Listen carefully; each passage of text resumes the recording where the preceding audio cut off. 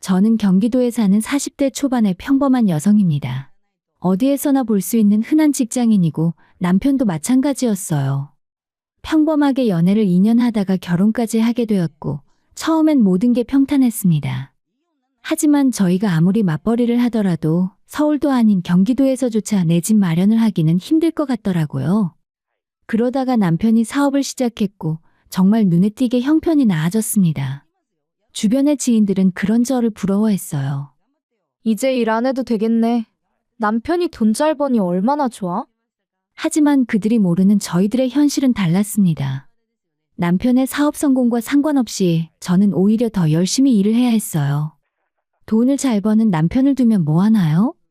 그 돈을 전혀 제게는 쓰지 않으니 제 삶은 점점 더 쪼들리는 방향으로 흘러갔습니다.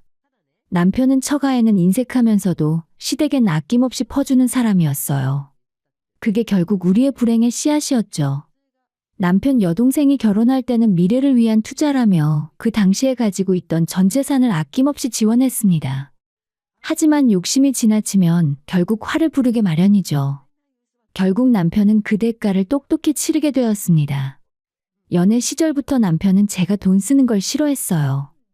왜 네가 계산을 하려고 해? 난 데이트할 때 여자가 돈 쓰는 건 보기 싫어. 그 말이 저는 참 고맙기도 하고 한편으론 부담스럽기도 했습니다. 사실 그때는 남편도 평범한 직장인이었기에 저 역시 그의 주머니 사정을 모를 리 없었죠. 그래서 저도 함께 부담하려고 했어요. 우린 꽤 나이가 있는 상태에서 만나서 2년쯤 연애하고 결혼했습니다. 처음에는 알콩달콩 살림하며 한 집에서 매일 함께 사는 것이 참 행복했어요. 적어도 남편이 사업을 시작하기 전까진 말이죠.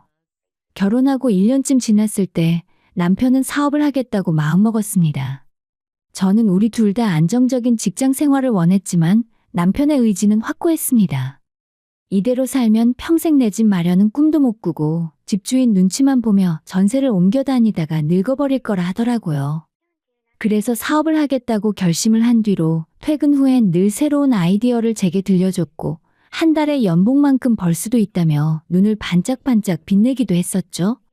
그 꿈이 너무 크고 단단해 보였기에 저는 응원해주기로 했습니다. 아직 아이도 없으니 한번 도전해보는 것도 나쁘지 않다고 생각했어요. 놀랍게도 남편의 사업은 시작하자마자 잘 됐습니다. 초대박은 아니더라도 시작한 지 2달 만에 바로 남편 월급의 5배 가까운 수입이 들어왔어요. 이 정도만 유지해도 참 좋겠다 싶었지만 남편은 달랐습니다. 에이, 이 정도로 만족 못해. 최소 10배는 벌어야지. 난 엄청난 부자가 될 거야. 아내로서 그 자신감이 싫진 않았어요. 남편이 돈을 잘 버니 저도 좋았죠. 하지만 문제는 그 욕심이 끝이 없다는 것이었습니다. 남편은 돈을 벌자마자 주식과 각종 투자에 몽땅 쏟아 부었어요. 결국 우리 집의 재정 관리는 각자 하기로 했고 생활비만 공동으로 부담하기로 했습니다. 그러니까 남편은 직장 생활하던 시절과 비교도 할 수 없을 정도로 큰 돈을 벌고 있었지만 저는 여전히 예전과 똑같은 생활을 이어가고 있었던 거죠. 그래도 저는 믿었습니다. 남편도 다 생각이 있겠지 하고 말이죠. 그런데 시간이 지나도 남편은 생활비 외엔 돈을 쓰지 않았습니다. 정말이지 제가 볼 땐 자린고비 그 자체였어요. 반면 시댁에 가면 남편은 전혀 다른 사람이 되었습니다. 그토록 아끼던 돈을 시댁 식구들 일엔 아낌없이 쓰더라고요. 그런 모습이 제 입장에선 정말 많이 서운했습니다. 우리는 양가 도움 없이 결혼했어요. 특히 시댁에선 용돈은 바라지도 않으니 둘이 잘 살기만 하면 된다고 하셨죠. 그 말이 저는 참 고마웠습니다. 하지만 남편은 사업이 잘 되자 저 몰래 시부모님께 돈을 드리고 있더라고요. 그 사실을 알게 된 날 참 많은 생각이 들었습니다. 같은 지갑에서 나가는 돈인데 왜 저는 그저 아껴야만 하는 존재가 되어야 했을까요? 그러던 어느 주말이었습니다. 시댁에 가서 점심을 먹던 중 어머님이 갑자기 소매를 걷어올리며 저에게 팔찌를 자랑하시더라고요. 척 봐도 알 수 있을 정도로 유명한 주얼리 브랜드의 팔찌였죠. 얘, 이거 어때? 어머, 너무 예뻐요. 사셨어요? 요즘 이런 스타일이 유행이라더라. 근데 엄청 비싸 보여요. 보는 눈은 있어가지고. 맞아, 비싸더라. 살까 말까 고민했는데 우리 아들이 준 용돈으로 그냥 질렀지 뭐. 그 말을 듣는 순간 마음 한켠이 쿡 하고 찔리는 기분이 들었습니다. 결혼 전부터 양가해드리는 용돈은 똑같이 하기로 한 약속이 있었거든요. 하지만 남편은 그 약속을 저버렸고 저는 그 사실을 시댁 식구들이 다 모인 자리에서야 처음 알게 된 겁니다. 그럼에도 불구하고 저는 남편에게 아무런 말도 하지 않았어요. 괜한 갈등을 만들고 싶지 않았거든요. 그런데 언제나처럼 문제는 신우였습니다. 5살 어린 신우는 늘 저를 대할 때 기본적인 예의조차 지키지 않았어요. 툭툭 내뱉는 말들이 참 사람 속을 긁어놓았죠. 언니는 원래 이렇게 밥을 많이 먹어요? 그렇게 먹으니까 배가 나오는 거죠. 우리 오빠랑 결혼하고 진짜 살 많이 찐 거 몰라요? 사실 저는 날씬한 편은 아니긴 했지만 그리 과하게 살이 찐 것도 아니었습니다. 설령 그렇다고 해도 사람 앞에서 몸을 지적하는 말은 듣는 사람의 마음에 큰 상처를 남기는 소리였죠. 참다 못해 조심해달라고 말했지만 오히려 더 대들기 일쑤였어요. 간식 같은 거 사 먹지 말고 그 돈으로 저축이나 하세요. 언니가 뭔데 나를 가르치려고 해요? 결국 한두 번은 참고 넘어갔지만 도가 지나칠 땐 신우를 따로 불러 말하기도 했습니다. 하지만 신우는 미안하다는 말 대신 더 얄밉게 받아치더라고요. 할 말 있으면 당당하게 엄마 아빠 앞에서 하세요. 오빠까지 다 있는 데서요. 참 얄궂은 일이죠. 분명 제가 나이도 더 있고 이 집안의 며느리이지만 신우 앞에서는 늘 작아져야만 했습니다. 더 답답한 건 시댁 누구도 그런 신우의 행동을 제지하지 않았다는 점이었죠. 심지어 남편조차 제 편을 들어주기보다는 신우의 행동을 동생처럼 귀엽게 봐달라고 했어요. 자기 동생이라고 생각하면 되잖아. 그 정도면 그냥 웃어 넘길 수도 있지. 귀엽게 봐줘. 그게 그렇게 어렵나? 그 말들 속에서 저는 점점 더 지쳐갔습니다. 시댁에서의 제 존재는 그저 남처럼 느껴졌어요. 그러다 보니 저 역시도 자연스럽게 시댁과 거리를 두게 되더군요. 물론 신우의 언행 때문만은 아니었습니다. 남편 없이 시댁에 갈 때면 어머님은 항상 먹던 반찬을 그대로 꺼내어 랩만 벗겨 식탁에 올리시더라고요. 심지어 제가 냉장고에서 새로운 반찬을 꺼내려 하면 아유, 거기엔 뭐 없어. 그냥 이거 먹자. 하시며 냉장고 문을 슬며시 닫으시곤 했죠. 그럴 때면 마치 저는 손님은 아닌데 가족도 아닌 참 애매하고 불편한 위치에 놓인 사람처럼 느껴졌습니다. 처음엔 어머님이 주방에 못 들어오게 하셨을 때 저를 배려해 주시는 줄로만 알았어요.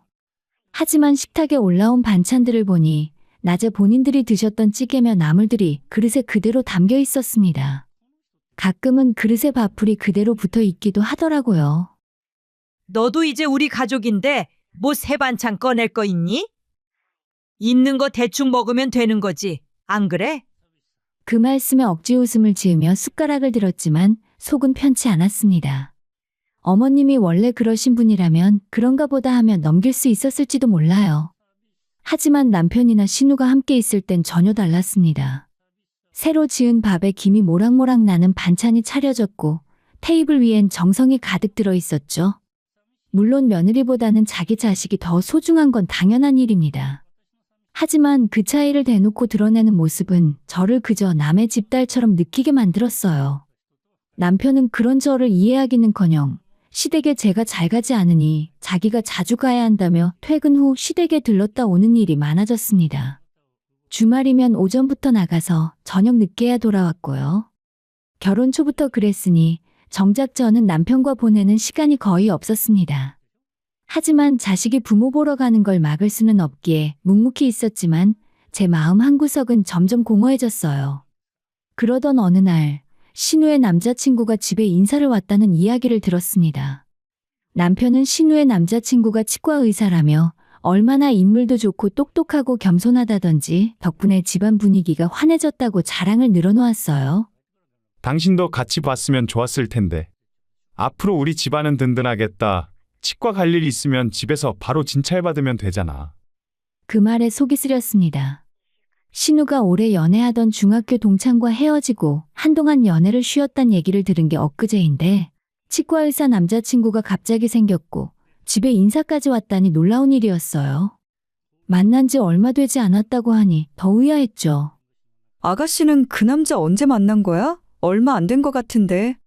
그게 뭐 중요한가? 결혼은 타이밍이야. 남편은 아무렇지 않게 말하며 사진을 보여줬고 사진 속 얼굴을 본 순간 저는 깜짝 놀랐습니다. 이 사람 이름이 뭐라고 했지? 김정수라고 했나? 왜? 당신 아는 사람이야? 아, 아니야. 남편은 제가 놀란 기색을 보이자 비아냥거렸습니다. 너한테 아는 치과 의사가 있겠냐? 당신은 그냥 직장인이잖아. 그 말 한마디가 속을 후벼 파더라고요. 물론 장난 섞인 말이었겠지만 남편의 그런 말들은 어느새 익숙해져 있었습니다. 제가 기분 나쁜 티를 내자 그제야 아, 그런 뜻은 아니었어. 라며 마지못해 사과했으니까요. 며칠 뒤 어머님이 김치를 주신다 하셔서 시댁에 들렀습니다. 어머님 김치는 제 입맛과 잘 맞지 않아 거의 먹지 않았지만 남편은 어머님 김치만 찾는 사람이었기에 떨어질 때쯤이면 어머님이 직접 가져가라고 전화를 하셨어요. 남편이 시간이 없을 땐 제가 대신 가야 했고 그날도 그런 날이었습니다. 평소엔 김치만 받아들고 바로 나왔지만 이날은 어머님이 차라도 한 잔 하고 가라고 하시더라고요. 얘기는 들었지? 네, 아가씨 일이요? 그래. 우리 딸이 갑자기 치과 의사랑 결혼하겠다고 하네. 지난번에 집에 데려왔었는데 너도 궁금하지? 사진이라도 보여줄게. 괜찮아요. 이미 봤어요. 어머님은 신우의 남자친구가 얼마나 괜찮은 사람인지 집안도 좋고 인물도 잘났다는 이야기를 길게 이어가셨습니다. 그때 마침 신우가 방에서 나오더라고요. 언니 왔었네요. 전 마스크팩 붙이고 누워있다가 깜빡 잤어요. 어머님은 들뜬 얼굴로 치과의사 예비 사위에 대한 자랑을 이어나갔고 신우는 본인이 뭐라도 된 것처럼 어깨에 잔뜩 힘이 들어간 채 앉았습니다. 그런 모습에 마음이 좀 복잡해졌지만 그냥 일어나려던 참에 저는 무심히 신우에게 물었어요. 아가씨 남자친구분 병원이 어디예요? 언니가 그걸 왜요? 아니, 혹시 어디에서 일하나 궁금해서요. 그러자 신우는 표정이 확 굳더니 신경질을 내기 시작했습니다. 혹시 병원까지 찾아가려고요? 절대 안 돼요. 바쁘게 환자 보는 사람인데 뭐하러 찾아가요? 아니에요. 그냥 궁금해서 그렇죠. 기분 나쁘네요. 혹시 진짜 치과 의사가 맞는지 의심하는 거예요? 배 아파서 그러는 거죠? 그 말에 저는 할 말을 잃었습니다. 그저 조심스레 물었을 뿐인데 신우는 제 말끝마다 나를 세우며 받아쳤습니다. 내가 알아서 할 테니까 언니는 신경 꺼요. 짜증나게 진짜. 넌 좋은 일에 왜 말을 그렇게 하니? 얼른 가라. 차 막히겠다. 저는 김치통을 들고 집으로 돌아왔습니다. 신우의 뾰족한 말투와 눈빛 그리고 그 안에 담긴 경계심과 오만함 그 모든 것이 이상하게 느껴지더라고요. 집에 도착하자마자 무거운 김치통을 들고 힘겹게 돌아온 저를 향해 남편은 한마디를 툭 던졌습니다. 너 엄마 집에 갔으면 얌전히 김치만 받아오지. 왜 쓸데없는 말을 해서 내 동생 기분 상하게 해? 깜짝 놀란 저는 눈을 동그랗게 뜨고 바라봤어요. 내가 대체 뭘 했는데? 병원이 어디냐고 물어봤다며? 진짜 치과의사 맞냐고 의심하는 눈빛이었다던데? 넌 내 동생이 그런 사람이랑 결혼한다는 게 믿기지 않아서 그런 거야? 피곤한 몸에 남편의 그 말까지 얹히니 온몸에 힘이 빠져나가는 기분이었어요. 다투기 싫어 김치통을 냉장고에 넣고 씻은 뒤 조용히 잠자리에 누웠습니다. 그런데 잠시 후 남편이 느닷없이 해맑게 웃으며 다가왔어요. 있잖아. 나 동생네 신혼집 해주려고. 뭐라고? 집을 사주겠다고? 내 하나뿐인 동생인데 오빠가 되어서 집 하나 못 해주겠냐? 마음 같아선 강남에 사주고 싶지만 그건 좀 무리고 근처에 아파트 하나 알아봤어. 남편이 말한 집은 매매가로 5억이 넘는 곳이었습니다. 집만이 아니라 가구 가전까지 전부 자신이 해주겠다고 당당하게 웃으며 말을 하더라고요. 저는 차마 아무런 말이 나오지 않았습니다. 본인이 번 돈으로 자기 동생에게 잘해주겠다는 걸 막을 이유는 없었지만 이건 도를 지나친 수준이라고 생각했어요. 게다가 불과 몇 달 전 제 친정에서 급하게 돈이 필요했을 땐 그렇게 단호하게 거절했던 사람이 지금은 이렇게까지 여유 있게 지원을 하다니. 당신 그때는 여기저기 투자해 놓은 바람에 현금이 없다고 하지 않았어? 그건 그렇지만 진짜 필요하면 어떻게든 끌어올 수 있지. 이럴 때 쓰려고 아낀 거야. 그런데 왜 우리 집에서는 그렇게 아까워했어? 솔직히 네 친정에 돈 줘봤자 쓸데없는 일이잖아. 내 가족한텐 몇 억을 써도 안 아깝지만 네 쪽은 돌려받을 수 있는 것도 아니고 네가 대신 갚을 것도 아니잖아. 그럼 나만 부담되는 거지. 그 순간 머리끝까지 피가 솟는 느낌이었습니다. 뭐라고? 지금 그게 할 소리야? 어휴, 네가 알아서 뭐하게. 내 동생이 결혼하면 우리 집에 치과 의사가 생기잖아. 그게 얼마나 큰 도움이 되는데. 내 사업에도 도움되고 우리 가족이 전부 든든해지는 거지. 그래서 집까지 사줄 정도로 도와주겠다는 거야? 당연하지. 내 동생도 편하고 나중엔 나도 도움받을 수 있지.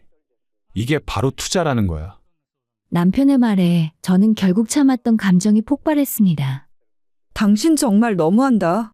다른 일도 아니고 엄마 병원비 때문에 급하게 부탁했을 땐 차갑게 거절하더니 이젠 몇 억을 쓴다고 당당하게 말해? 당신은 돈이 없어서가 아니라 그냥 아까워서 안 해준 거잖아. 남편은 오히려 발끈하며 말했습니다. 내 말 잘 들어. 사업하는 사람이 돈을 아무데나 쓰겠냐? 네 친정은 나한테 의미 없는 투자야. 내 동생한테 쓰는 돈이 훨씬 가치 있지. 그럼 나랑 결혼은 왜 했니? 내 가족은 그냥 부담이야?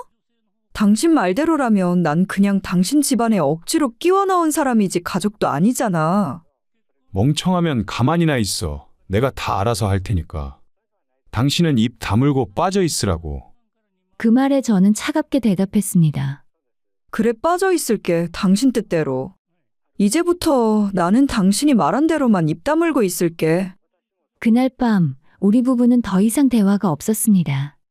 물론 그 전부터 남편과 저 사이엔 틈이 있었지만 이날의 말들이 그 틈을 깊고도 넓게 벌려놓은 것 같았어요. 남편이 자신의 가족에겐 아낌없이 퍼주고 제 가족은 철저히 외면하는 그 이중적인 태도와 시어머니와 신우가 저를 무시하고 모욕적으로 대할 때도 남편은 늘 그들의 편이었습니다. 저는 점점 이 가정에서 이 결혼 생활에서 가장 불필요한 사람이 되어가는 기분이었어요. 시댁과의 왕래야 제가 마음만 먹으면 끊을 수 있었습니다. 무시당하든 소외되든 어느 정도 거리를 두면 그만이었죠. 하지만 남편은 달랐습니다. 내가 믿고 기대고 함께 인생을 걸어야 할 사람이 바로 저 사람인데 그 사람이 저런 모습이라면 과연 앞으로 어떤 미래를 그릴 수 있을까요? 그런 생각이 들면서 저도 결국 이혼이라는 단어를 처음으로 떠올리게 되었습니다. 그날 이후 저는 진심으로 아무것도 신경 쓰지 않기로 결심했어요. 남편의 여동생이 결혼을 하든 집을 사주든 남편이 어떤 선택을 하든 그저 무관심하게 넘기기로 했습니다. 남편은 여전히 시댁에 거의 매일같이 들렀고 그 누구보다도 적극적으로 신우의 결혼 준비에 매달렸어요. 어쩌면 본인의 결혼보다 더 열정적이었을지도 모를 일이었습니다. 심지어 신우의 남자친구에게 치과 병원 리모델링 자금까지 투자한다며 수억을 현금으로 주었고 신혼집 매매 대금까지 남편이 모두 부담했어요. 결혼 반지는 물론이고 예물로 명품 시계까지 죄다 남편이 해줬습니다. 시부모님은 그런 남편을 보며 역시 능력 좋은 우리 아들이라며 칭찬을 아끼지 않으셨고 치과의사 사위를 맞이할 수 있는 것도 다 아들 덕분이라고 하셨어요. 저는 그런 장면을 지켜보며 마음 깊숙한 곳에서부터 싸늘해졌습니다. 이 사람은 자기 가족 외에는 사람으로 보지 않는구나 하는 생각이 들었어요. 며칠 뒤 남편은 평소처럼 시댁에 다녀온 후에 저에게 전화를 하더라고요. 목소리가 너무나도 급해 보였죠. 여보, 잠깐 지하주차장으로 내려와 줄래? 왜? 무슨 일 있어? 아니, 그냥 좀 급해서 그래. 빨리 좀 와줘. 놀란 마음에 허둥지둥 내려갔는데 남편이 말한 급한 일이라는 건 다름 아닌 본인이 화장실에 급히 가고 싶다는 것이 그 이유였습니다. 여기 이거 좀 가지고 올라가. 엄마가 반찬 몇 가지 주셨어. 트렁크에 있으니까 네가 좀 옮겨줘. 나 진짜 배가 너무 아파서 먼저 올라갈게. 그 말을 남기고 남편은 사라져버렸고 뒷모습을 보며 정말 어처구니 없었지만 이미 내려온 이상 어쩔 수 없이 남편 차의 트렁크를 열었어요. 그런데 반찬통 하나가 차 안쪽 깊숙이 굴러가 있어서 손을 뻗어 꺼내려는 순간 제 손에 잡힌 것은 반찬통이 아닌 책자였습니다. 꺼내보니 보험 증서였어요. 당연히 남편 명의겠거니 하고 다시 넣으려다. 첫 장을 넘기자마자 제 눈에 들어온 이름은 제 이름이었습니다. 뭐지? 저는 생명보험을 든 적이 없습니다. 그런데 그 보험 청약서에는 분명 제 서명이 있었고 수익자는 남편으로 되어 있었어요. 심장이 철렁 내려앉는 기분이 들더라고요. 그리고 트렁크 한쪽 구석에서 또 다른 보험 증서가 나왔습니다. 이번에는 종신보험이었고 역시 수익자는 남편이었죠. 총 2건의 보험이 제 이름으로 가입되어 있었습니다. 반찬통과 그 증서를 들고 집에 올라왔습니다. 남편은 화장실을 빠르게 다녀왔는지 거실에서 맥주를 마시며 텔레비전을 보고 있었죠. 제가 들어오자 건성으로 한마디 했습니다. 뭐 이렇게 오래 걸려? 저는 아무 말 없이 냉장고에 반찬을 정리해 넣고 방으로 들어와 조용히 문을 닫았습니다. 그리고 보험 약관을 들여다보며 손이 떨리는 걸 멈출 수 없었습니다. 남편은 대체 왜 나 몰래 이런 보험을 든 걸까? 다음 날 저는 보험사에 전화를 걸어 가입 여부를 확인했고 놀랍게도 보험은 현재도 정상적으로 유지 중이라는 답을 들었습니다. 말을 해야 할까 아니면 더 조용히 파고들어야 할까? 도무지 답이 떠오르지 않더라고요. 그저 남편이 너무 무섭고 소름이 끼쳤습니다. 그 사이 신우의 상견례 날짜가 다가왔고 저는 참석할 생각이 없었지만 남편의 요청으로 어쩔 수 없이 함께 가게 되었어요. 제발 오늘은 조용히 있어. 진짜 아무 말 하지 마. 걱정하지 마. 조용히 밥만 먹고 올 테니까.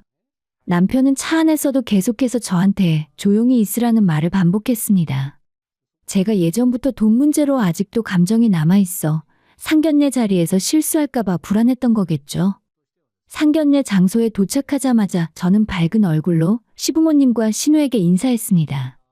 언니는 뭐가 그렇게 좋아서 웃어요? 오늘 아가씨 좋은 날이잖아요. 축하드려요. 그래, 그렇게 웃으니까 보기 좋다. 오늘은 하루 종일 그렇게 웃거라. 알았지? 네, 어머님. 하지만 그렇게 억지로라도 지은 웃음은 오래가지 못했습니다. 왜냐하면 그날 상견례 자리에서 그야말로 한바탕 난리가 벌어졌어요. 상견례 날 우리는 예정 시간보다 조금 일찍 도착해서 자리를 잡고 있었습니다. 잠시 후 신우의 남자친구 가족들이 들어왔고 양쪽 부모님은 반갑게 인사를 나누며 화기애애한 분위기가 흘렀습니다. 그런데 그날 가장 놀란 얼굴은 신우의 예비 신랑이었습니다. 그 사람이 저를 보자마자 표정이 굳더니 안절부절 못하며 말까지 더듬었어요. 안녕하세요. 아, 예, 안녕하세요. 어디 불편하세요? 신우의 예비 신랑은 눈을 제대로 마주치지도 못하고 고개를 푹 숙였습니다.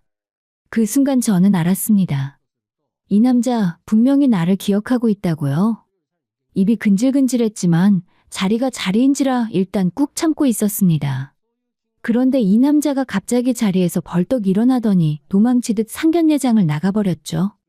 신우는 무슨 일인지도 모르고 급히 그를 따라 나갔고 예비 시부모도 조용히 일어나려는 찰나 남편이 막아섰습니다. 지금 뭐 하시는 거예요? 왜 갑자기 다 나가시죠? 하지만 대답은 아무도 없었어요. 모두가 당황해 어쩔 줄 몰라 하는 그 순간 저는 조용히 입을 열었습니다. 자식이 대놓고 사기를 치는데 부모라는 사람들이 그걸 보고만 계시네요. 뭐라고요? 순간 예비 시모의 목소리가 떨렸습니다. 그 사람 제 친구랑 결혼했다가 이혼한 사람이잖아요. 애초에 치과 의사도 아니에요. 이 근처 공장에서 일했던 사람입니다. 무슨 소리야? 너 그 말 책임질 수 있어? 남편이 제게 벌컥 소리쳤어요. 책임질 수 있으니까 말을 하는 거야. 그 사람이 이혼한 것도 전처한테 돈 한 푼 안 주고 떠났던 것까지 다 사실이거든. 그 사람이 공장 다니다가 내 친구만 힘들게 했던 거 아직도 생생히 기억나? 그 말이 끝나기도 전에 어머님은 뒷목을 잡고 휘청거리며 쓰러지셨고 예비 시부모는 자리에서 벌떡 일어나 도망치듯 뛰쳐나갔습니다. 한순간 상견례장은 완전히 아수라장이 되어버렸어요. 잠시 후 신우가 돌아왔고 남편은 분노에 찬 얼굴로 소리쳤습니다. 야, 이게 뭐야? 대체 어떻게 된 거야? 오빠, 나 아무것도 몰랐어. 정말 몰랐다고. 신우는 남자친구가 병원으로는 바빠서 오지 말라고 했고 그 대신 그 앞에서 잠깐 만난 적은 있다고 말했습니다. 남편은 분에 못 이겨 테이블을 뒤엎고 벽을 주먹으로 내리치며 난동을 부렸어요. 저는 그 자리에 더 있고 싶지 않았기에 조용히 빠져나왔습니다. 집에 도착하자마자 옷을 갈아입고 한숨 돌리려던 찰나 시댁 식구들이 모두 집으로 들이닥쳤습니다. 남편과 시부모님 신우까지 전부요. 이게 대체 어떻게 된 일이에요? 언니가 설명해봐요, 빨리. 너 그 자식 정체 처음부터 알고 있었지? 알고 있었으면서 왜 말 안 했냐?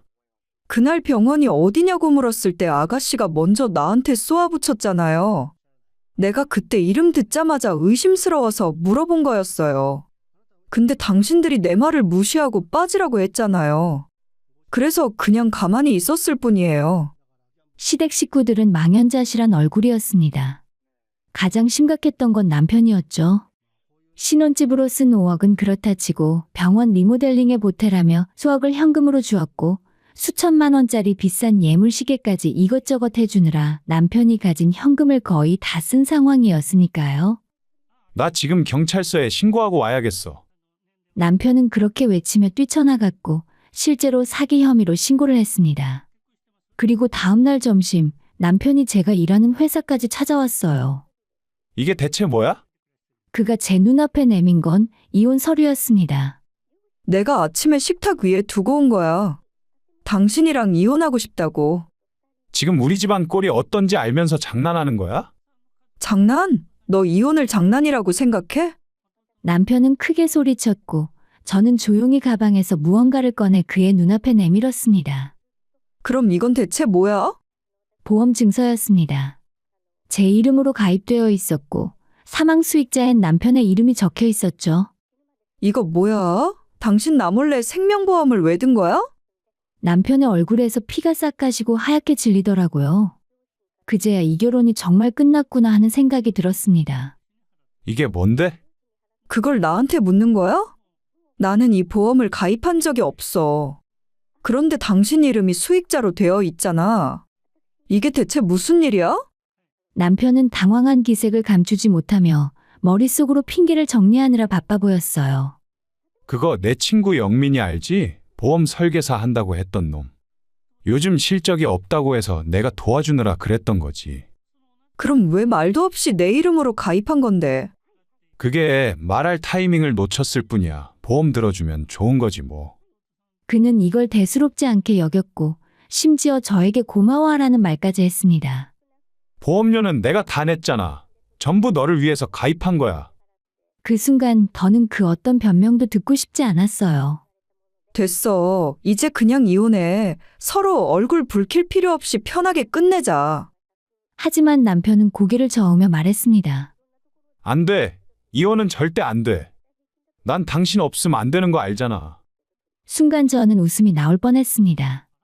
진심 없는 말은 결국 어떤 상황에서도 마음을 움직일 수 없다는 걸 그는 몰랐어요.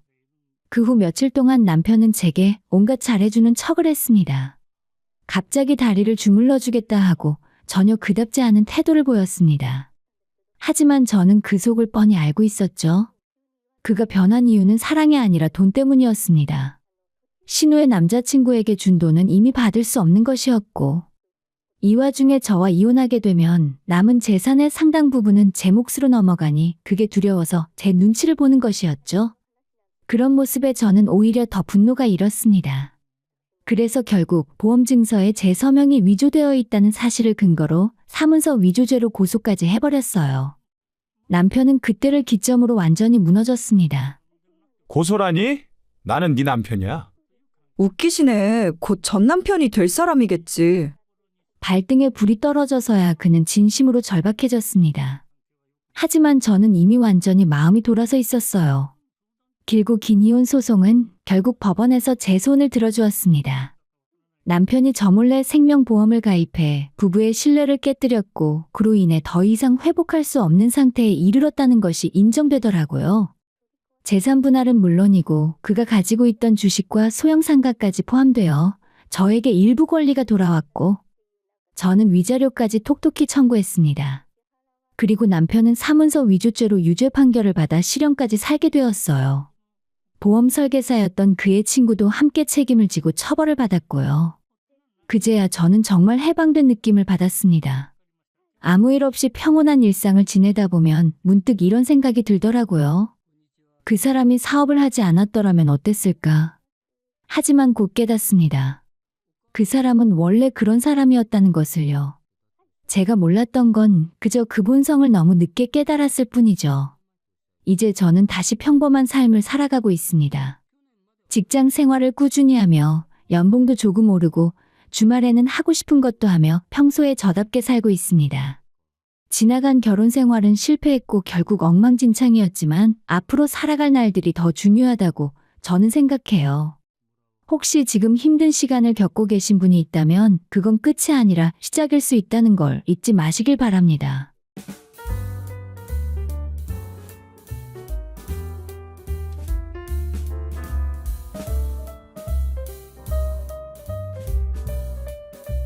저는 작은 매장을 운영하고 있는 40대 여자입니다. 가게를 운영하기 시작한 건 몇 해 전에 지금보다도 경기가 더 좋지 않았던 시기였어요. 40대에 들어 처음으로 직장을 그만두고 가게를 운영하게 되면서 이 길이 맞는 걸까 하는 불안과 함께 하루하루를 온몸으로 버텼습니다. 밤낮을 가리지 않고 일에만 매달렸던 시간들 돌아보면 고되었지만 후회는 없었어요. 오히려 그 시절이 있었기에 지금 이렇게 조금은 자리를 잡고 감사한 마음으로 하루를 보낼 수 있는 게 아닐까 싶습니다. 사실 몸이 고된 건 오히려 다행이었어요. 제겐 그게 마음을 붙잡아주는 끈이 되었거든요. 힘든 일이 많았던 시기였기에 더더욱 몸을 움직이는 것이 마음을 다스리는 데 도움이 됐습니다. 그러나 사람이란 혼자 살아갈 수 없는 존재잖아요. 가까운 사람들과 함께 지내다 보면 내 일이 아니어도 속 썩는 일이 생기기 마련입니다. 저라고 예외는 아니었어요. 저 역시 완벽한 사람이 아니고 사람 사이의 작은 실수쯤은 너그럽게 안고 살아가야 한다고 생각해왔습니다. 하지만 아무리 그래도 넘지 말아야 할 선이라는 게 있죠. 특히 자기 생각만 앞세워 소중한 사람들에게 함부로 행동한다면 언제까지고 참고만 살 수는 없는 법입니다. 그 일이 바로 제 남편과의 일이었음에도 말이죠. 남편과는 사회생활을 시작하면서 처음 만났습니다. 첫 직장에 입사했던 동기였고 사회라는 낯선 공간에서 서로 의지하게 된 건 어찌 보면 당연한 일이었는지도 모르죠. 업무에 서툴러 꾸중을 듣고 그런 모습을 보여주며 부끄러워하기도 하고 힘든 날이면 서로 기대어 위로도 건네고 그렇게 우리는 가까워졌습니다. 저는 부모님 덕에 비교적 안정된 환경에서 자랐습니다. 아버지는 장사를 일찍 시작하셨고 수완이 나름대로 좋은 분이셨어요. 처음에는 시장에서 작은 생활용품점을 운영하셨지만 점차 가게를 확장하시고 분점도 여러 곳 내셔서 한때는 5곳이 넘는 매장을 직접 운영하셨죠. 어릴 적엔 그저 바쁘기만 한 아버지였지만 나이를 먹고 사회생활을 해보니 그분의 성실함이 얼마나 대단한 것이었는지 알게 되었습니다. 아버지는 장사가 결국 신뢰를 쌓는 일이라는 걸 온몸으로 보여주셨어요. 한 달에 하루 이틀 겨우 쉬시면서도 늘 새벽같이 문을 여시고 직원이 많아진 지금도 가게 일은 당신 손으로 직접 챙기십니다. 덕분에 우리 가족은 부족함 없이 잘할 수 있었고 저도 원하는 공부를 마음껏 할 수 있었어요. 참 감사한 일이죠. 하지만 남편 쪽은 조금 달랐습니다. 남편 부모님도 장사를 하셨지만 형편은 많이 어려웠던 것 같아요. 시어머니는 시장에서 작은 반찬 가게를 운영하고 계셨는데 처음 인사드리러 갔을 때 가게 모습이 참 안쓰러웠던 기억이 납니다. 2~3평 남짓한 작은 공간에서 혼자 반찬을 만들고 계셨고 지나가는 사람은 많았지만 물건을 사가는 손님도 거의 없었어요. 아버님은 그곳에서 직접적인 역할을 하시지는 않았습니다. 가끔 재료 손질을 돕거나 하루 종일 어딘가에서 놀다가 가게 문을 닫을 때쯤 나오는 정도였죠. 남편도 그 점에 대해 속상해하는 부분이 많았어요. 어머니 혼자 고생하시는 동안 아버지는 술자리로 하루를 마무리하시는 날이 많았다고 하더라고요. 가족을 책임지기엔 부족했던 아버지의 가장으로서의 모습, 그게 남편에게 깊은 상처였을지도 모르겠습니다. 형편이 어려웠던 만큼 남편은 대학도 스스로 벌어 다녔다고 했어요. 학기 중엔 쉬지 않고 아르바이트를 했고 방학엔 공장에서 숙식하며 일하기도 했다고요. 이렇듯 남편과 저는 조금 다른 환경에서 자랐고 다른 가족 문화를 안고 살아왔습니다. 때로는 그것이 우리 사이에 오해를 만들기도 했고 이해하려고 애쓰는 시간이 필요했어요. 하지만 그 모든 시간을 지나오며 저는 한 가지를 배웠습니다. 사람이란 누구나 짐을 짊어지고 살아간다는 것, 그리고 그 짐의 무게는 겉으로는 쉽게 가늠할 수 없다는 것을요. 남편의 이야기를 들으며 처음엔 놀라기도 하고 한편으로는 안타까운 마음이 들었습니다. 어머니는 그렇다 쳐도 아버지는 아들이 대학에 가겠다고 했을 때조차 돈이 많이 들어간다는 이유로 탐탁지 않아 하셨다니 그 말에 담긴 서운함이 얼마나 깊었을지 짐작이 가고도 남았습니다.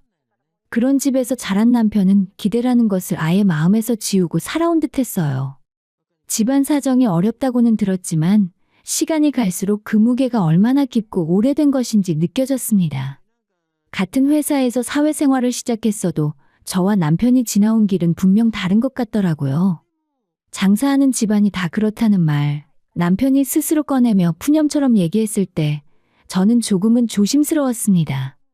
저희 집도 장사를 한다고 말은 했지만 속사정은 꽤 달랐으니까요.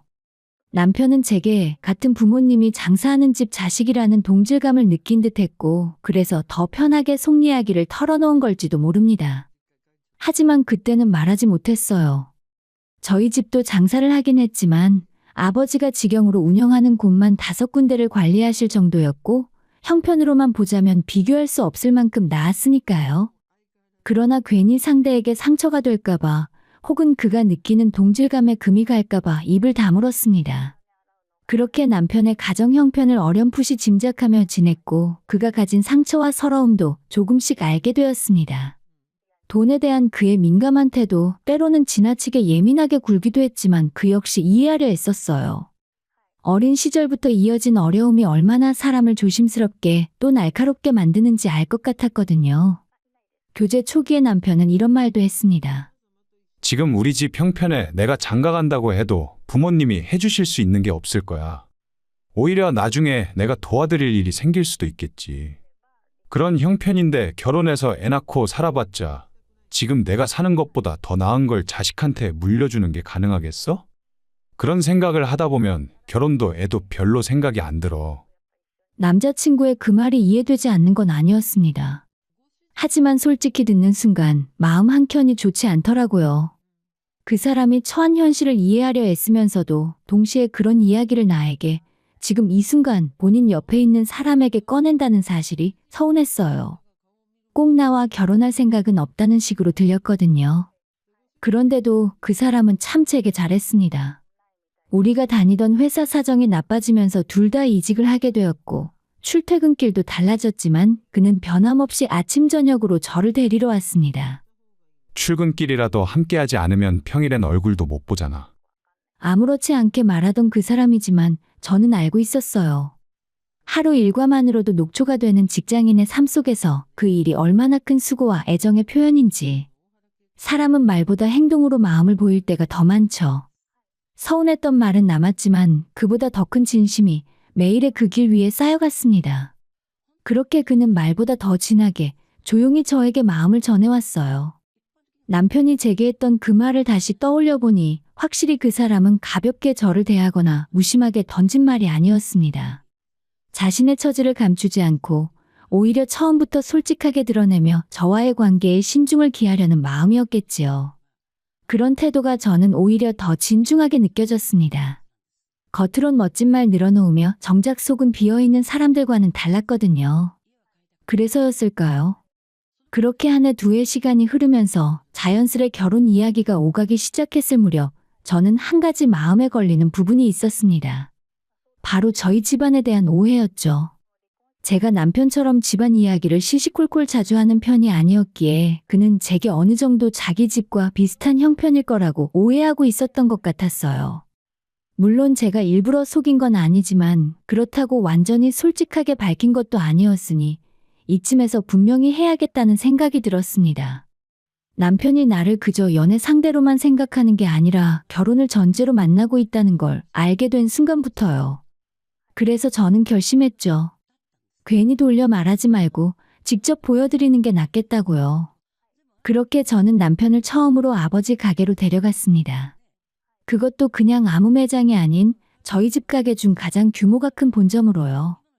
아버지는 평소처럼 새벽부터 매장을 돌며 바쁘게 움직이고 계셨고 우리는 그 와중에 아버지를 찾아 인사를 드렸습니다. 남편은 가게에 들어서자마자 아무런 말이 없었어요. 몇 년 전 새로 인테리어를 다시 깔끔하게 한 커다란 매장과 그곳에서 분주히 일하고 있는 직원들, 그리고 그 한가운데에서 꼼꼼히 계산서를 확인하시는 아버지의 모습에 입이 절로 벌어진 듯 보였어요. 자기 아버님께서 장사하신다고 하더니 이렇게 크게 하시는 줄은 몰랐네. 쉬는 날도 거의 없이 매장 5개 전부 둘러보시고 매일같이 관리하시느라 나보다 훨씬 바쁘셔. 그날 남편은 내내 긴장한 얼굴이었습니다. 어쩌면 자신이 생각했던 것보다 훨씬 여유 있는 제 집안 형편에 놀랐을지도 모르죠. 또 그런 집안의 하나뿐인 딸이라는 사실이 부담으로 느껴졌을 수도 있고요. 가게를 나오고 나서야 그는 긴장이 풀린 얼굴로 제게 말했습니다. 아, 나는 자기 아버님이 장사하신다고 하길래 그냥 동네에 가게 하나 갖고 계신 줄 알았지. 여기 한 군데가 다가 아니라고? 그 말에 저는 웃으며 고개를 끄덕였습니다. 여기 말고도 4군데 더 있어. 아빠가 직접 다 돌면서 확인하시고 일하시거든. 남편은 잠시 멈칫하더니 민망한 듯 웃으며 농담처럼 말했습니다. 몰랐네. 우리 자기는 있는 집 딸이었구나. 나는 그것도 모르고 우리 둘이 비슷한 처지라고 생각하면서 맘 놓고 집안 얘기 다 했잖아. 자기가 듣기엔 내가 좀 우습게 보였겠다. 아니야, 그런 말 하지 마. 오히려 솔직하게 이야기해줘서 고마웠어. 그 사람은 멋쩍게 웃었지만 그 표정 속에는 진심 어린 민망함과 미안함이 엿보였습니다. 저도 그 상황이 우습기도 하고 짠하기도 해서 더는 아무런 말도 하지 않았어요. 그저 작은 해프닝이었죠. 서로를 좀 더 알게 되는 계기, 그리고 진심을 확인하게 되는 작은 사건이라고 생각했어요. 그렇게 양가 부모님께 인사를 드리며 결혼 준비를 시작했지만 제 부모님 마음은 편치 않으셨던 듯합니다. 딸이 시집갈 집안의 형편이 그리 좋지 않다는 이야기에 어머니 아버지 모두 걱정이 많으셨어요. 평소엔 제 일이면 늘 내버려 두시던 분들인데 결혼 문제만큼은 달랐습니다. 자식 다 키워놨더니 이제 와서 뭘 말해봤자 듣지도 않을 거 다 아는데도 부모 입장에서 걱정이 되는 건 어쩔 수 없더라. 그 말씀이 참 오래 남았습니다. 저도 걱정이 없었던 건 아닙니다. 이왕이면 시댁 형편이 넉넉한 집이면 좋겠다는 생각, 솔직히 들지 않았다면 거짓말이겠죠. 하지만 그렇다고 남편의 사람됨보다 그게 더 중요하다고 생각하진 않았습니다. 그리고 남편이 그런 집에서 태어난 게 무슨 잘못이겠어요? 솔직히 말하자면 결혼 전엔 남편이 부모님, 특히 아버지에 대해 품고 있는 유감과 상처를 알게 되면서 마음이 참 아팠습니다. 우리 집 같은 환경에서 태어났더라면 얼마나 더 편하게 하고 싶은 걸 마음껏 하며 살 수 있었을까 그런 생각도 들었고요. 그래서였는지도 모릅니다. 그 마음의 구멍을 제가 조금이나마 메워주고 싶었어요. 시아버지께서는 솔직히 아들조차도 그렇게 애틋하게 여기지 않는 분 같았습니다. 그런 분이 며느리를 살갑게 대해 주시기는 어려웠겠죠. 하지만 시어머니는 처음부터 달랐습니다. 제 손을 꼭 잡고 연신 인사를 하시며 감사하다는 말씀을 거듭하시더라고요. 내가 정말 감사하고 또 너무 감사해서 몸둘 바를 모르겠네. 사돈께도 꼭 인사 좀 잘 전해드려요. 꼭! 그때 저는 조금 민망하면서도 마음이 참 먹먹했습니다. 아들을 장가 보내는 입장에서 아무것도 해줄 수 없어 미안한 마음이 얼마나 컸을지 짐작이 갔기 때문이죠. 사실 저희는 처음부터 결혼 비용은 가능한 저희 선에서 해결해 보려 했습니다. 시댁 사정은 이미 잘 알고 있었고 그렇다면 우리가 해결하는 것이 맞다고 생각했어요. 하지만 제 말에 가장 펄쩍 뛴 건 오히려 친정 부모님이었습니다. 아니, 우리가 너 시집 보내면서 그 정도도 못해줄 형편도 아닌데 왜 네가 그걸 혼자 해결하려고 해? 하나 있는 딸 시집 보내면서 아무것도 안 해주고 보내면 우리가 부모로서 마음이 편하겠니? 그 말씀에 저는 결국 고개를 끄덕였습니다. 생각해보면 지금껏 부모님이 그렇게 열심히 살아오신 건 다 저 잘 되라고 그러셨던 거잖아요. 그런 마음도 모르고 제 멋대로 결정하려 했던 제가 오히려 부모님께 신뢰를 했던 건지도 모르겠습니다. 하지만 현실이라는 건 언제나 마음만으로 풀어지지 않는 것이더라고요. 아무리 양가 부모님 모두 좋은 마음으로 우리 부부를 응원해 주신다고 해도 균형이 맞지 않는 상황은 어쩔 수 없이 누군가에게 마음의 짐이 됩니다. 시댁에서 아무 도움을 받지 못하고 친정 쪽에서만 도움을 받는 상황이 이어지자 저도 마음이 편하지만은 않았어요. 부모님께는 송구하고 남편에게는 괜히 미안했어요. 내가 그를 눈치 보게 만든 건 아닐까 스스로를 돌아보기도 했습니다. 조심스레 그런 마음을 털어놓았을 때 남편은 단호하면서도 다정한 말투로 제 걱정을 단칼에 자르듯 말했어요. 자기 지금까지 내 눈치 보고 있었던 거야? 왜 그래? 부모님 입장에서 하나뿐인 딸 시집 잘 보내고 싶으신 마음 당연한 건데. 내가 염치가 없어서 그렇지 그런 걸로 신경 쓰지 마. 그 말이 참 따뜻했습니다. 그래서 우리 신혼집도 결국 친정 부모님의 전폭적인 도움으로 마련되었어요. 남편이 가진 돈이 많지 않았던 건 사실이었고 우리가 처음부터 우리 힘만으로 모든 걸 준비했다면 지금과는 비교도 안 될 만큼 초라한 출발이 되었을지도 모릅니다. 그 생각을 하면 지금도 마음 한켠이 따뜻해지는 것 같아요. 저는 참 복받은 사람이구나 그런 생각이 들면서요. 그런 제 마음을 아는지 모르는지 남편은 결혼 후에도 시댁보다 제 친정 쪽에 더 마음을 쓰고 정성을 다했습니다. 특히 친정 아버지와 더 가까워지고 싶어 애를 많이 썼어요. 이제 사위도 생기셨는데 밤낚시 혼자 가시면 어떡해요? 제가 운전할게요. 그냥 쉬세요. 출근도 해야 할 사람이 밤새 운전까지 하며 낚시를 따라가겠다는 말에 저도 놀랐지만 그 마음이 고마워 그냥 말리지 않았어요. 아버지도 처음엔 그런 사위를 부담스러워 하셨지만 차츰 그 진심을 받아들이셨고 그렇게 두 사람은 서서히 마음을 트기 시작했습니다. 남편은 그렇게 자신의 방식으로 따라 나가진 부모님의 빈자리를 메워나가고 있었는지도 모릅니다. 친정아버지와의 관계 속에서 자신이 얻지 못했던 아버지의 사랑을 한 뼘씩 조심스레 다시 채워가고 있었던 거죠. 그러다 보니 남편과 시아버지와의 관계는 점점 멀어졌습니다. 아들이긴 하지만 정을 붙이기 어려웠던 그 사이라서 시아버지는 말수도 적고 감정 표현이 서툰 분이었지만 그보다는 남편이 오랜 시간 동안 쌓아온 앙금이 훨씬 더 깊었던 것 같았습니다. 자식 새끼 키워봤자 뭐하냐? 처갓집 대릴 사위가 다 됐고 치내비는 말도 못 붙이는데. 가끔 시댁에 찾아가면 시아버지의 푸념을 들을 때마다 저는 가슴이 시렸습니다. 아무리 마음에 앙금이 있었다 해도 그 말들이 귀에 들리는 이상 제게도 짐이 되곤 했죠. 건강마저 안 좋아지신 시아버지를 볼 때마다 남편의 무심한 태도에 마음이 편치만은 않았습니다. 자식 키운 게 뭐라고? 엄마 혼자 다 했지 아버지는 뭘 했는데? 남편의 말은 때로는 너무 차갑게 들렸지만 그 안에 담긴 결핍이 얼마나 깊은지를 알기에 저는 더 이상 아무 말도 하지 못했습니다. 오히려 남편이 친정아버지를 그렇게 유독 따르고 살갑게 대했던 건 시아버지에게서 받지 못했던 무언가를 장인에게서 채우고 싶었던 건 아닐까 그런 생각도 자주 들었어요. 그게 제 착각이었다는 것을 저는 훗날에야 알게 되었지만요. 그 사이에 친정의 도움은 저희 부부에게만 그친 것이 아니었습니다. 시댁 식구들까지도 친정 부모님 손을 여러 번 빌린 일이 생기고야 말았습니다. 아주버님은 고등학교를 졸업하자마자 기술을 배워서 장사를 시작하셨지만 어려운 형편에 좋은 자리를 얻기 어려웠고 그래서 장사는 늘 신통치 않았습니다. 남편과는 형제 사이가 꽤 돈독했기에 친정아버지와 낚시를 다니며 이런저런 형 이야기까지 하게 되었나 봅니다. 어느 날 아빠가 아주버님의 가게 자리를 옮길 수 있도록 도와주셨다는 이야기를 뒤늦게 듣고 저는 깜짝 놀랐습니다.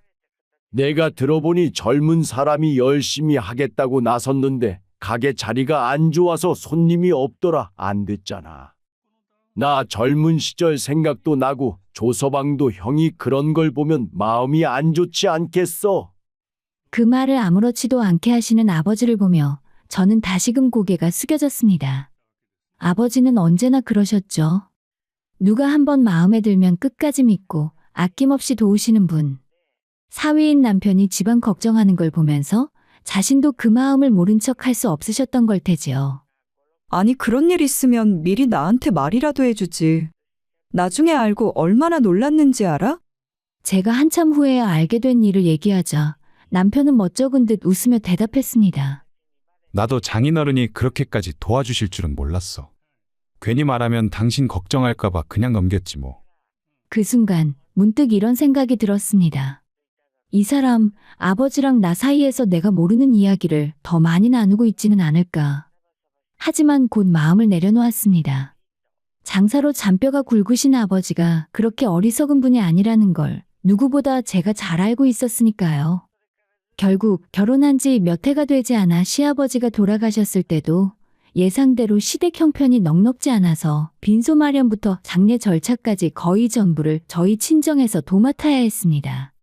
시어머니께서 평생 장사를 하셨다지만 사실상 혼자 감당하기엔 힘들어 보였고 평생 제대로 된 사회생활을 해본 적이 없으셨으니 장례식장에 손님이 많을 리도 없었죠. 그때 친정 부모님이 나서서 챙겨주지 않으셨다면 정말 조용하고 쓸쓸한 장례식이 되었을지도 모릅니다. 하지만 울고 있는 시어머니를 달래는 남편의 말에 저는 좀 의아함이 들기 시작했어요. 엄마, 내가 있는데 무슨 그런 걱정을 하세요. 이제 편히 사실 생각만 하세요. 시어머니의 걱정에 그렇게 말하는 남편의 목소리는 단호하면서도 어딘가 어색했습니다. 가진 것도 변변치 않은 사람이 무슨 배짱으로 저런 말을 하나 싶었지만 불길한 예감은 어김없이 들어맞았습니다. 알고 보니 시어머니 집 문제로 친정아버지를 다시 떠보았던 것이었습니다. 사부인 사정이 영 안 되셨던데 조서방이 얼마나 마음이 쓰이겠어. 그렇다고 사돈인 우리가 집까지 해주는 건 과하지. 뭐야, 또 아빠한테 부탁한 거야? 이번엔 내가 알아서 할게. 친정아빠의 입에서 그 사실을 직접 듣기 전까진 저도 설마 했지만 확인하고 나니 더는 넘길 수 없었습니다. 당신, 내가 지금까지는 우리 아빠한테 자꾸 부탁드리는 거 그냥 넘어갔지만 이번엔 너무하잖아. 나한텐 말도 안 하고 아빠한테 그런 부탁을 드려? 그렇게 무책임하게 행동할 거면 나도 더는 못 참아. 화를 내며 쏟아낸 제 말에 남편은 멋쩍은 얼굴로 대답했습니다. 나도 장인어른한테 이런 말 꺼내기 싫었어. 오죽 답답하면 그랬을까. 나라고 부탁하는 게 좋겠어?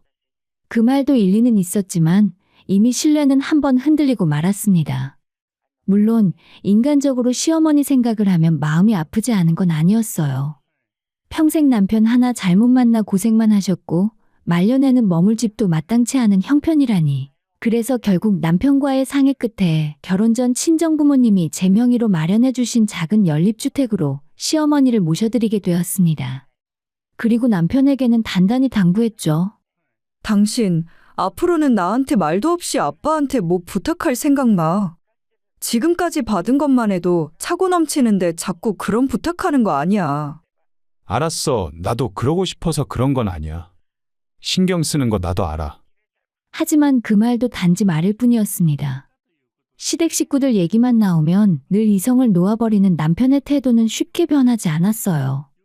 그렇게 또 한 번 남편이 제 속을 뒤집는 일이 있었습니다. 장사를 해보려고 해. 나도 이제 40인데 회사 생활을 이대로 계속 끌고 가긴 어려워. 나도 내 가게 차려서 사장 한번 해보고 싶어. 장사? 당신 어머니 고생하시는 거 평생 보면서도 그 말이 나와? 장사가 쉬운 줄 알아? 당신이 미처는 어디 있고 경험은 뭐가 있다고 그 힘든 걸 하겠다는 거야? 저는 도저히 이해할 수가 없었습니다만 나중에 알고 보니 또 우리 아버지 가게를 염두에 두고 있었던 겁니다.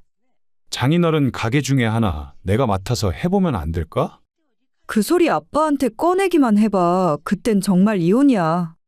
제가 그렇게까지 강하게 나간 건 남편이 이제는 도를 넘었기 때문이었습니다. 우리 아버지가 평생 피땀 흘려 일군 가게를 그렇게 쉽게 생각하는 남편의 태도에 더는 참을 수 없었거든요. 아버지 역시 그 일에 대해서는 조심스러워하셨습니다.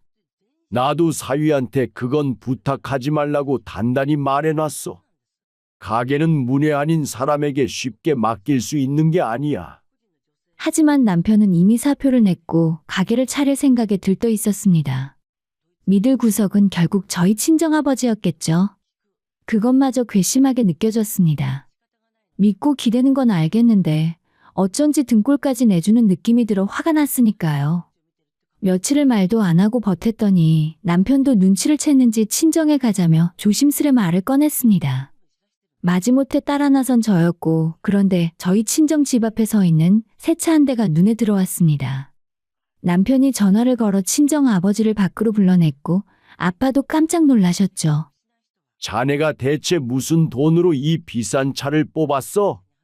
장사 시작하면 돈 들어갈 데가 한두 군데도 아닐 텐데.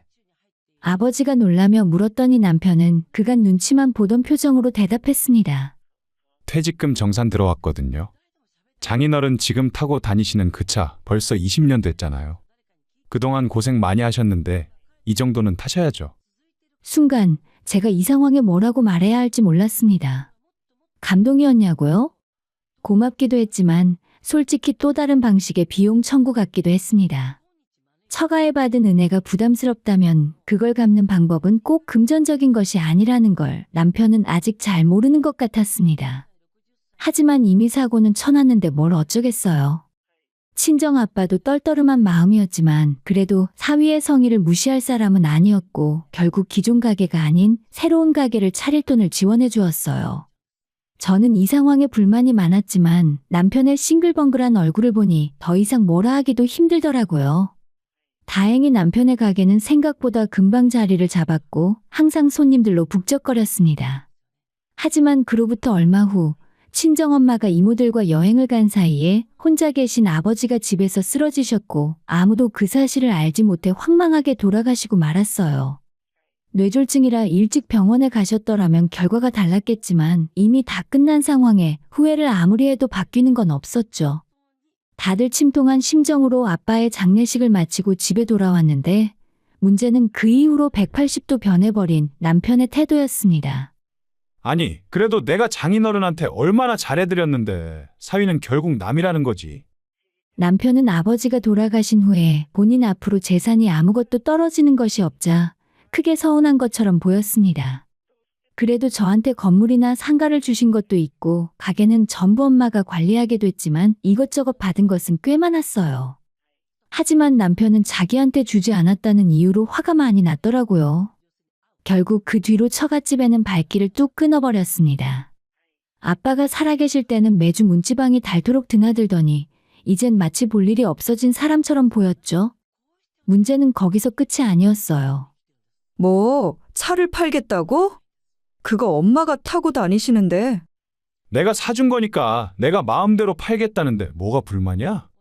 차라리 내가 돈을 줄 테니까 새로 하나 사던가. 엄마가 타는 차를 뺏어오면 어떡해? 하지만 남편은 제 만류에도 불구하고 본인이 샀으니 본인 마음대로 할 거라면서 그 차를 그냥 팔아버리더라고요. 당장 돈이 급한 것도 아닌데 왜 그런가 싶어 살펴봤더니 그 차를 판 돈으로 시어머니한테 새 차를 한 대 뽑아드렸습니다. 그 장면을 보고 말 그대로 기가 막혔어요. 이건 뭐 배은망덕도 이런 배은망덕이 있을까 싶었죠. 그깟 차 한 대, 솔직히 대단한 재산은 아니지만 아빠가 돌아가시기 전까지 타고 다니셨고 엄마도 아빠를 생각하며 애지중지 아끼며 타셨는데 남편은 그걸 내가 사줬으니 내 차라는 말 한마디로 끝내버렸습니다. 이런 모습을 보니 그동안 남편이 아버지에게 받았던 여러 가지 도움들, 가게 차릴 돈 대주고 시아버지 장례 치러주고 아주버님 가게 자리 옮기는 것까지 그 모든 것도 결국 남편에겐 이득이었을 뿐이었던 건가 싶었습니다. 이 사람 지금까지 입으로는 감사하다 미안하다 잘하겠다 하면서 결국 자기 이득이 줄어들자 본심이 고스란히 드러난 거였죠. 그날 밤 저는 진심으로 후회했습니다. 처음 이 사람을 내 인생에 들였던 그 순간부터 다시 되돌아보게 되더군요. 남편의 행동을 생각하면 생각할수록 분이 치밀었습니다. 그동안 저도 사람이니 참을 수 있는 데까지는 참아왔어요. 시댁 형편 어려운 거 이해하려 노력했고 남편도 아픈 과거가 많았으니 보듬으려 했습니다. 하지만 이건 아니다 싶더라고요. 눈에는 눈, 이에는 이. 그 말이 왜 이렇게 가슴속에서 쿵쿵 울리는지 그 순간만큼은 절대로 져줄 생각도 없고 봐줄 생각도 없었습니다. 이제는 나도 해야겠다. 이제는 나도 이 사람에게 진짜로 한번 보여줘야겠다. 차라리 입싹 닫고 받은 거 모른 척하는 것보다 저렇게 적반하장으로 날뛰는 사람을 상대해야 한다는 현실이 더 가소로웠죠. 너 이게 무슨 짓이야? 어떻게 한마디 상의도 없이 우리 엄마 집을 내놔? 너네 엄마 집, 그 집이 네 엄마 거였어? 우리 부모님이 나한테 사준 거잖아. 그럼 내 집이지. 남편은 이미 이성의 끈을 놓은 듯 했습니다. 마치 무너져 내리는 자신의 위치를 느끼지 못한 채 여전히 소유욕과 허세로 부풀어 있는 모습이었어요. 결국 저는 결심했습니다. 내가 준 것들, 내가 모두 거둬드리겠다. 더는 이 사람에게 빼앗기고 싶지 않았어요. 그 집 우리 아빠가 내게 해주신 거야. 내 소유고 내가 당신 엄마한테 거저내어 준 거지. 주제도 모르고 도리도 없는 짓 그만하자. 이제 진짜 끝이야. 제가 이전에 여러 번 경고했을 때도 남편은 분에 겨워서 입을 다물지 못했지만 기어이 이혼이라는 단어가 제 입에서 튀어나가자 그제야 현실을 깨달은 듯 했습니다. 여보, 내가 잘못했어. 나 당신 없이 진짜 못 살아. 내가 미쳤었어. 당신이 하라는 대로 다 할게. 정말이야. 정말 뻔한 눈물과 늦은 후회. 그 말들이 더는 제 마음을 흔들지 못했습니다.